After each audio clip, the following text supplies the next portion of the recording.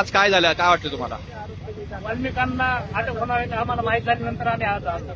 बरं, नेमकं गेल्या 15 दिवसापासून ते इकडे तिकडे फिरत होते, ते समोर का नाही आले? ते असं का वाटतं तुम्हाला? एवढ्या दिवसात ते समोर का नाही आले? तेवढं काय माहिती आम्हाला, फक्त वाल्मिकांना हजर होणार आहेत म्हणून आलो आम्ही. त्यांच्या समर्थन करण्यासाठी आलो. नेमकं ह्या हत्येमागं कोण आहे असं वाटतं तुम्हाला? काय वाटतं? ह्या हत्येमाग जे आरोपी आहेत सुदर्शन फुले हे आहेत हे आम्हाला मान्य आहे. त्यांनी जे मारहाण केली त्यांना ते सुद्धा मान्य आहे.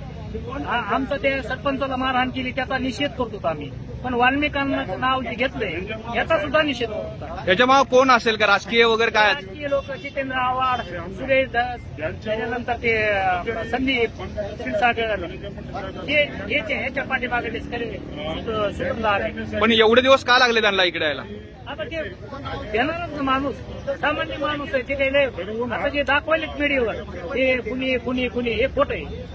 असं म्हटलं जातंय की शिवाजीनगर मधलं जे धनंजय मुंडेंचं घर आहे तिथं वाल्मिकांना कराड तिथं राहण्यास होते काही दिवस, असं म्हटलं जाते. खरंय का? आम्ही कार्यकर्ते कारण की काही तास पूर्वी समजलं की ते आज हजर होतील.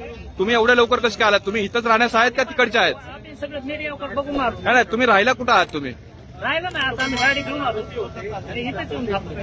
अहो, एका सर्वसामान्य कुटुंबातल्या व्यक्तीचा खून केलाय वाल्मिकांना कराडांनी. त्या दिवशी गुन्हा घडला त्यावेळेस वाल्मिकांना ते उज्जैनला होते. जीव गुन्हा घडला त्यावेळेस वाल्मिकांना उज्जैनला होते.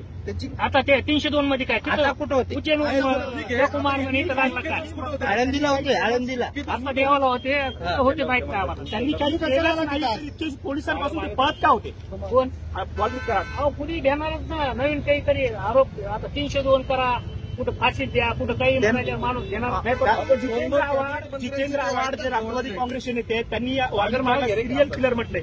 त्यांनी अनेक खून केले असं देखील म्हणाले. धर्मुसे भाऊ आहे माझ्या भावाचा मर्डर, किशोर भटचा भाऊ आहे. त्याच्यामध्ये बबन गीते आता डबल मर्डर केलेला 6 महिन्यापूर्वी त्याचं नाव होतं. माझ्या घरावर संघटित गुन्हेगारी पद्धतीनं 50 जणांनी माझ्या घरावर हल्ला करून गरोदर स्त्रीला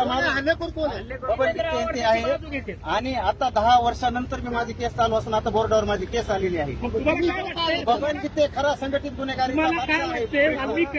खोटे आरोप फक्त याच्यामुळे की एक तर सामान्य कुटुंबातून आलेला व्यक्ती आणि त्यामुळे लोकप्रियता जास्त वाढलेली आहे आणि ती लोकप्रियता आमदाराला सुद्धा जड पडते. त्याच्यामुळे त्याने सगळे जे विरोध आता सध्या करत आहेत नाव घेऊ धनंजय मुंडेला जड पडते का? ते परळीचे आमदार धनंजय मुंडे साहेबाला नाही, धनंजय मुंडे साहेबांचे कार्यकर्ते त्यांना आणि मुंडे साहेबांना आनंद वाटतो त्यांच्या कामाचा. धनंजय मुंडेवर राजकीय आरोप होतात, त्यांना वाचवलं जाते. तुम्हाला काय नाही?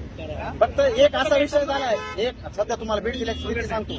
आधी म्हणले की कोणता घोले मास्टर माइंड आहे, त्याच्यानंतर म्हणले विष्णू कोणता तरी चाटे मास्टर माइंड आहे, पुन्हा अण्णा, पुन्हा त्यानंतर धनंजय मुंडे साहेब आणि त्यानंतर वंजारी समाजाला टार्गेट करणे सध्या.